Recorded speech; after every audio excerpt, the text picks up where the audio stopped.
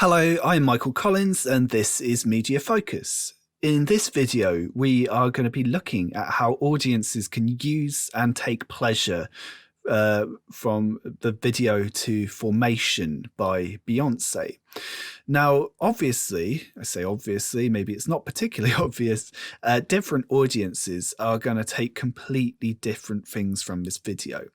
And this is going to completely depend on their social group, on their ethnicity, on their job, on their age, and also from their experience of music and their experience of Beyonce as well. So what we need to do, and this is very, very often the case in media studies, is we need to take something which seems obvious, i.e. an old man is going to watch this video very differently to a young woman, and we need to apply a theory to it in order to make this more media studies, in order to make your responses less common sense and more sophisticated. So in order to do this, we are going to apply a theory. And just before I continue, we need to remember that when you apply theory, you need to make sure that you're using it sparingly. Please do not make your entire paragraph about a theory. If you do, then you're talking about the theory and you're not actually talking about the media product or the debate or the issue or whatever, because that's the stuff which is really going to get you marks. Yeah, you get marks through your knowledge and understanding of theory, but you get more marks through applying it in a sophisticated way.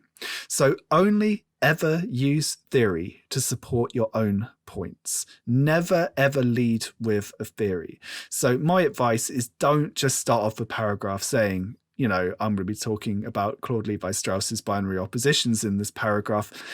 A, that's not very sophisticated. It doesn't sound great. But also B, you're just talking about the theory. You're not actually talking about the media product when you do this. And you're just trying to back up the theory. Like, do also remember, some of these theories are better than others, and some of them aren't going to work in every context. So the theory that we are going to be using to support this idea that different audiences can get different things out of formation is David Gauntlett's idea of theories of identity. Now, David Gauntlett is really interested in how different audiences can use different media products in different ways.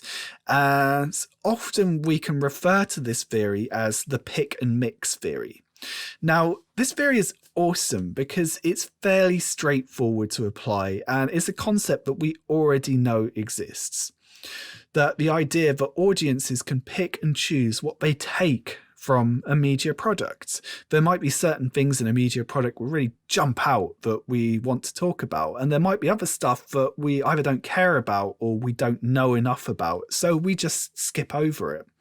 And David Gauntlett goes further than that, and he suggests that audiences can actually shape their own identity through picking and mixing the ideological perspectives of the media product.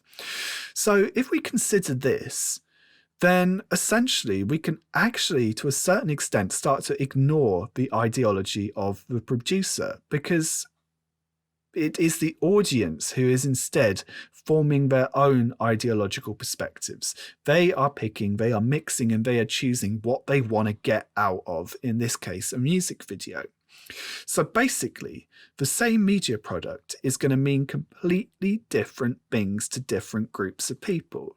So thinking about formation, let's just very briefly apply this to three extremely stereotypical and completely made up groups of people. So how can the following audiences pick and mix the ideological perspectives and messages of formation?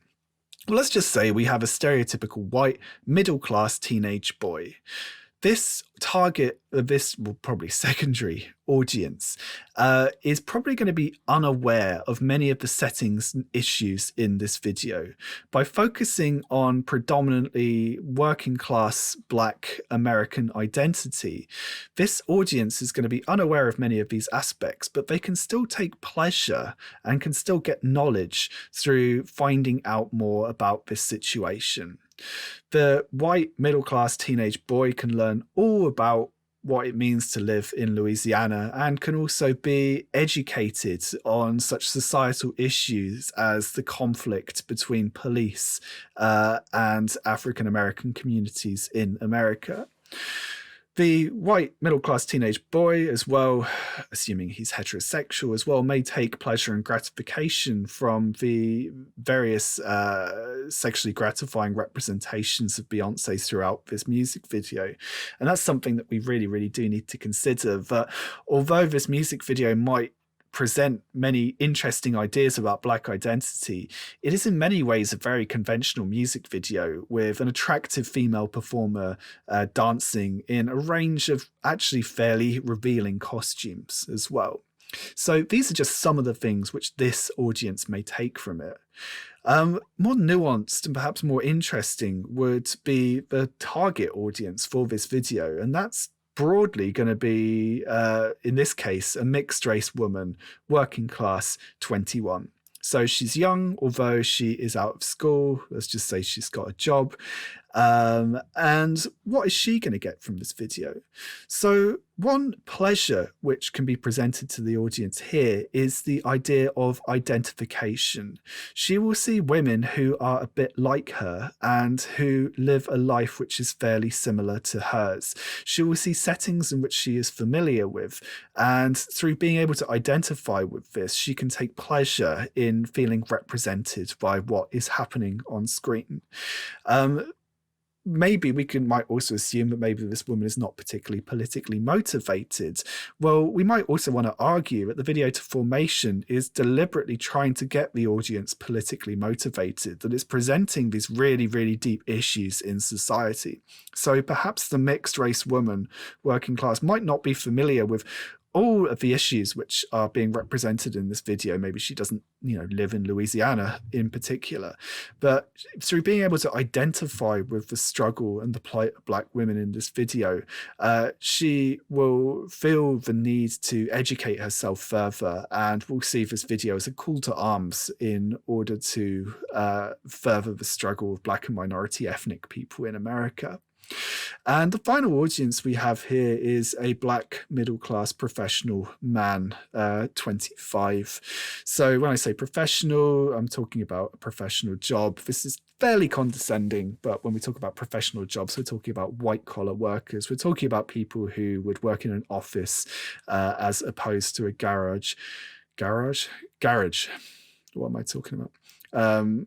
There's no comment on the validity of these jobs or even how much they get paid.